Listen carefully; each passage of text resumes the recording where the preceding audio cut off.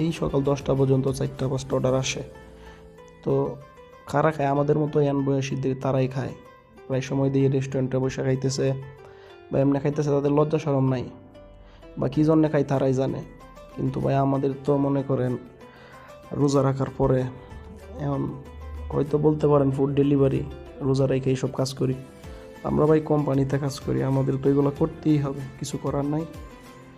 তো আইসা বললাম রেস্টুরেন্টে, দেখেন খাবার নিতেছি। আবার ওই খাবারটা বেশি দূরে না, কাস্টমারের রুম পিছনেই, রেস্টুরেন্ট থেকে 2 মিনিটের রাস্তা। কাস্টমারে অর্ডার দিছে, তারা আবার রুম থেকে বেরোয় ওটা খাবার নেয় না, তাদের দরজা খুললে একদম হাতে তুলে দিতে হয়। এই হচ্ছে সৌদি আরবের অবস্থা, মানে খাবার খাবে তারা বেরোয় নিব না, তাদের হাতে তুলে দিতে হইব।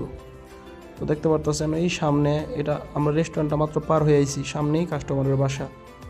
ওই যে সামনে যে লাল বিল্ডিংটা, ওই সুরোটার সাথে, এটার মধ্যে খাবার যাবে।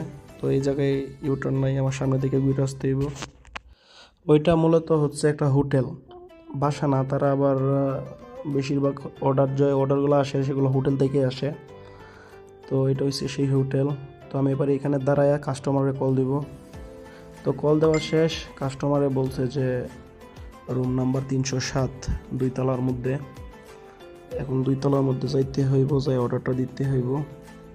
তো দেখেন যাইতেছি। তারা ভাই রমজান মাসে তারা অর্ডার দেয়, আমরা রোজা রাখলে কী হইব? রোজা রেখে অর্ডারের কাজ করতে হয়।